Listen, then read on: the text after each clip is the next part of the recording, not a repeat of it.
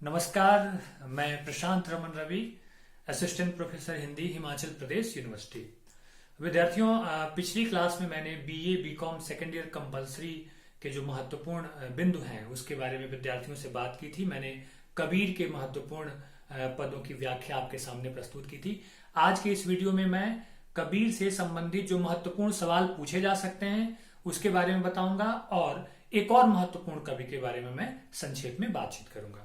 तो आइए, सबसे पहले कबीर से संबंधित जो सवाल पूछा जा सकता है उसमें कबीर का जीवन परिचय हो सकता है। तो आप कबीर के जीवन परिचय को ध्यान से देख लें, उसका उत्तर आपको देना होगा। दूसरा, इनका साहित्यिक परिचय भी पूछा जा सकता है। तो आप सब जानते हैं कि कबीर की जो वाणियां हैं उनको उन्हीं के एक शिष्य ने, धर्मदास ने, बीजक नामक ग्रंथ के रूप में संकलित किया है, जिसके 3 खंड हैं, साखी, सवद और रमैनी। तो इसका उल्लेख करना आप बिल्कुल भी ना भूलें। इसके अलावा जो सवाल हो सकता है कि कबीर के काव्य की विशेषताएं आपको बतानी पड़ सकती हैं, ये प्रश्न आपसे पूछा जा सकता है। तो इसके लिए सिर्फ और सिर्फ 4-5 बिंदु आपको ध्यान में रखना है। इन्हीं बिंदुओं को आप ठीक से ध्यान में रख लें और आप ज्यादा से ज्यादा कोशिश करें कि आप अपने शब्दों में इन प्रश्नों का उत्तर लिखने की कोशिश करें। तो जो सबसे पहला बिंदु है इनके काव्य की विशेषता में, वह है कबीर का मानवतावादी मूल्य। पिछले लेक्चर में मैंने इसके बारे में आपसे बातचीत की है। समाज सुधार में जाति, धार्मिक आडंबर, छुआछूत, इसके बारे में बातचीत करते हैं। तीसरा, निर्गुण भक्ति। कबीर की जो भक्ति भावना है वह निर्गुण भक्ति भावना है। निर्गुण निराकार ब्रह्म की वो उपासना करते हैं, उनकी आराधना करते हैं। और प्रेम भाव की प्रधानता। आप जानते हैं कि कबीरा प्याला प्रेम का वो बार बार कहते रहते हैं। और अंत में पॉइंट देंगे आप उनकी भाषा, कि कबीर की भाषा कैसी है। यानी कि इन 5 बिंदुओं के आधार पर कबीर के काव्य की विशेषता का जो प्रश्न होगा उसका उत्तर आप बहुत आसानी से दे सकते हैं। मैं बार बार कह रहा हूं कि पॉइंट्स आप याद रखें, प्रश्नों का उत्तर आप अपने शब्दों में लिखने की कोशिश करें। इससे आपको ज्यादा से ज्यादा अंक प्राप्त होंगे। जब आप याद करते हैं और रटा रटाया उत्तर जब आप लिखते हैं तो फिर आपको अच्छे अंक प्राप्त नहीं होते हैं। आज हम जिस दूसरे बहुत महत्वपूर्ण कवि के बारे में आपसे बात करने वाले हैं उस कवि का नाम है घनानंद। आप सब जानते हैं कि घनानंद का जन्म सन 1673 के आसपास माना जाता है और इनकी मृत्यु जो है वह 1739 में नादिर शाह के आक्रमण से हुई थी। घनानंद मूलतः रीति मुक्त काव्य धारा के प्रमुख कवि हैं। इसे स्वच्छंद काव्य धारा के रूप में भी देखा जा सकता है। मूल रूप से घनानंद विरह, प्रेम और सौंदर्य के कवि हैं। इनको प्रेम का पीर कवि भी कहा जाता है। और ये दिल्ली के बादशाह मुहम्मद शाह के यहाँ मीर मुंशी थे। आप सब जानते हैं कि रीतिकालीन काव्य परंपरा, जो दरबारी काव्य परंपरा है, वहां प्रत्येक कवि किसी न किसी राजा के दरबार में रहता था और अपनी कविताएं लिखता था, अपनी प्रतिभा का प्रदर्शन करता था और वहां धनार्जन करता था। तो मुहम्मद शाह के यहाँ ये मीर मुंशी थे और इनकी जो प्रमुख रचनाएं हैं वो हैं सुजान सागर, विरह लीला और कोक सागर। इसको आप ध्यान में रखेंगे। घनानंद के जीवन से संबंधित एक बहुत महत्वपूर्ण किंवदंती है। कहा जाता है कि वो जिस दरबार में रहते थे वहां एक नर्तकी हुआ करती थी जिसका नाम था सुजान, और घनानंद उसी सुजान नामक नर्तकी से बहुत प्रेम करते थे।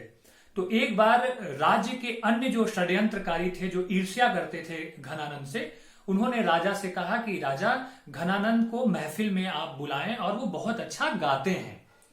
तो राजा ने घनानंद को आमंत्रित किया, बुलाया, लेकिन उन्होंने मना कर दिया। लेकिन फिर उनको सलाह दी गई राजा को कि अगर सुजान कहे तो घनानंद निश्चित रूप से महफिल में गाने के लिए आएंगे। ऐसा ही हुआ। सुजान ने कहा और घनानंद ने उनकी बात मान ली। घनानंद दरबार में आए और दरबार में कविता गाते समय उन्होंने क्या किया, राजा की तरफ उनकी पीठ चली गई और सुजान की तरफ वो मुखातिब हो गए, सुजान को देखने लगे और इसी क्रम में उनकी पीठ जो थी वो राजा की तरफ चली गई। तो राजा इस बेअदबी से बहुत नाराज हुआ और उसने घनानंद को अपने राज्य से बाहर निकालने का आदेश जारी कर दिया। राज्य से बाहर जाते समय घनानंद सुजान के पास जाते हैं और उनसे कहते हैं कि अगर आप मेरे साथ चलना चाहती हैं तो आप भी मेरे साथ चलें। लेकिन सुजान ने घनानंद के साथ जाने से मना कर दिया और उसके बाद वो वृंदावन चले गए, वहां निम्बार्क संप्रदाय में रहने लगे और वहीं पे उन्होंने घनानंद ने सुजान के प्रेम की जो पीड़ा थी, जो दर्द है, जो विरह है, जो तड़प है, उसकी बहुत प्रामाणिक अनुभूति अपनी कविताओं में उन्होंने दर्ज की है। और यह भी देखना होगा कि घनानंद की कविताएं कैसे हमें प्रेम करना सिखाती हैं। इतनी पीड़ा, इतना दर्द, इतनी परेशानी के बाद भी उनकी कविताओं में कहीं पे भी आप घनानंद के लिए क्रोध या अपशब्द जैसे इस तरह के भाव आपको देखने को नहीं मिलेंगे। बहुत बड़े आलोचक आचार्य रामचंद्र शुक्ल ने भी कहा कि घनानंद की भाषा बहुत जोरदार है। मतलब प्रेम मार्ग का ऐसा धीर वीर और गंभीर पथिक तथा जवादानी का ऐसा दावा रखने वाला ब्रजभाषा का दूसरा कोई कवि नहीं हुआ। घनानंद के का जो प्रेम है, उसमें जो विरह है, उसमें एक गंभीरता है ना, और बहुत संजीदगी और ईमानदारी के साथ उन्होंने अपने प्रेम की भावनाओं को प्रकट किया है। तो आज उनके पाठ से जो कुछ महत्वपूर्ण एक दो सवैये और दोहा, उसके अर्थ की मैं आपसे व्याख्या करने वाला हूं। घनानंद की कविताएं इस बात का प्रमाण प्रस्तुत करती हैं कि अगर वास्तव में आपको प्रेम होता है, वास्तव में आप किसी के प्रेम में होते हैं, तो आपका हृदय विशाल हो जाता है।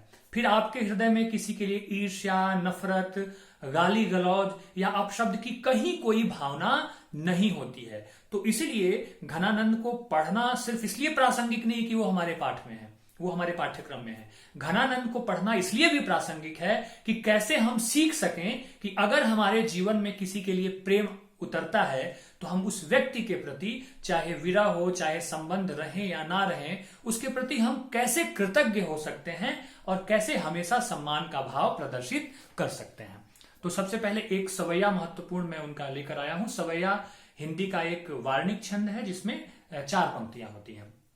तो महत्वपूर्ण सवैया है, हीन भये जलमीन अधीन कहा कछुमो अकुलानी समाने, नीर सने ही को लाए कलंक निराश भय कायर त्यागत प्राणे, प्रीति की रीति सुख्यू समुझे जड़ मीते के पानी परे को प्रमाणे, या मन की जु दशा घन आनंद जीव की जीवनी जाने ही जाने। उदाहरण देते हुए कहते हैं कि जब पानी कम होने लगता है तो मछली व्याकुल होने लगती है, उसको लगता है कि पानी के खत्म होते ही मैं मर जाऊंगी, और सच में जब पानी खत्म हो जाए तो मछली तड़प तड़प कर मर जाती है। तो कवि ने कहा कि वह मछली जो है वह क्या जाने प्रेम की पीड़ा को, मेरी पीड़ा के आगे उसकी पीड़ा क्या है, जो कायरों की भांति पानी के समाप्त होते ही अपना जीवन समाप्त कर देती, वह मृत्यु को प्राप्त कर जाती है। यह प्रेम में, विरह में मर जाना या जीवन का त्याग कर देना कायरों का काम है ना। सच्चा प्रेमी तो वह होता है जो निरंतर दुख सुख सहते हुए भी प्रेम के प्रति आशावान बना रहता है। कहा प्रीति की ऋतु सुखियों समुझे जड़, मीत के पानी परे को प्रमाणे। वह जो प्रेम का वास्तविक मूल जड़ व्यक्ति, मूर्ख व्यक्ति कभी नहीं समझ सकता है। और कहा या मन की जो दशा घन आनंद जीव की जीवनी जान ही जाने, यानी कि जो मछली जो है, मछली जड़ है, जड़ का प्रतीक है, और पानी भी एक तरह से निर्जीव है, लेकिन घनानंद जिसको प्रेम करते हैं सुजान, वह सजीव है, एक जीवंत व्यक्तित्व है। कहीं ना कहीं, कभी ना कभी वह उनकी हृदय की पीड़ा को जरूर समझेगी, उनके हृदय की वेदना को जरूर जानेगी। अर्थात एक भयंकर, एक घोर आशावाद उनके इस सवैया में हमको देखने को मिलता है। अगला एक कवित्त है, उसके बारे में छोटा सा बहुत महत्वपूर्ण है कि उठी न सकत ससकत नैन बांध बिंधे, इते हुपे विषम विषाद जुर लूबरे, सूरेपन पूरे हेत खेत ते हटे न कहूं, प्रीति बोझ बापुरे भय हैं दबी कुबरे, सकट समूह में बिचारे घिरे घुटे सदा, जानी न परत जान कैसे प्राण उबरे, नहीं दुख यानी कि यह गति घन आनंद घन, चिंता मुरझानी सहे न्याय रहे दूबरे। कि ये प्रेम करने वालों की लीला जो है वह गजब है कि प्रिया के नयनों से घायल प्रेमी, प्रेमिका के नयनों से घायल प्रेमी जो है वह युद्ध के मैदान में पड़ा हुआ है, उसे भयंकर ज्वर है, बुखार है, लेकिन वह डटा हुआ है, वह उठने का नाम नहीं ले रहा है, पक्का सूरवीर है ना। प्रेम के युद्ध में वह हटने का नाम नहीं ले रहा है। प्रीति बोझे बापुरे भये हैं दबी कुबरे। और जैसे कि कोई योद्धा जिरह बख्तर पहनकर युद्ध के मैदान में उतरता है, वैसे ही वह प्रेमी प्रेम के क्षेत्र में जो वो संघर्ष है, जो वो पीड़ा है, जो दर्द है, उसके शस्त्रों से लैस होकर जैसे कि वह कुबड़ हो गया है, उसकी कमर झुक गई है और संकट समूह में बिचारे घिरे घुटे सताए। प्रेमियों की भी क्या लीला है कि हमेशा संकटों में घिरे रहते हैं। जानी ना परत जान कैसे प्राण उबरे। और कमाल की बात है कि ये कैसे इतने घोर संकटों के बाद भी इनकी जान बच जाती है, कैसे ये जीवित रहते हैं, क्या आनंद लेते हैं उसका। और कहा नहीं दुखियानी की यह गति आनंद घन, चिंता मुरझाई सहे न्याय रहे दूबरे। यानी कि प्यार में घायल सूरवीरों की, प्रेमियों की हालत यही है कि उनको देख करके घनानंद कहते हैं कि हमेशा ये दुखी रहते हैं और न्यायोचित भी है, क्योंकि इनके ऊपर इतना दुख है, इतनी पीड़ा है, इतना विरह है कि यह न्यायोचित लगता है कि उस दुख और पीड़ा से इनका शरीर जो है वह क्या हो जाता है, दुबला हो जाता है, ये सूखने लग जाते हैं। तो ये दो महत्वपूर्ण इनके, एक सवैया और एक कवित्त का मैंने यहाँ पे प्रस्तुत किया। आप इसको किताब में देख लेंगे और ये इसकी व्याख्या है। अगली क्लास में मैं घनानंद से महत्वपूर्ण प्रश्न बताऊंगा और आगे की एक और जरूरी महत्वपूर्ण कवि के बारे में आपसे चर्चा करूंगा। बहुत शुक्रिया, धन्यवाद।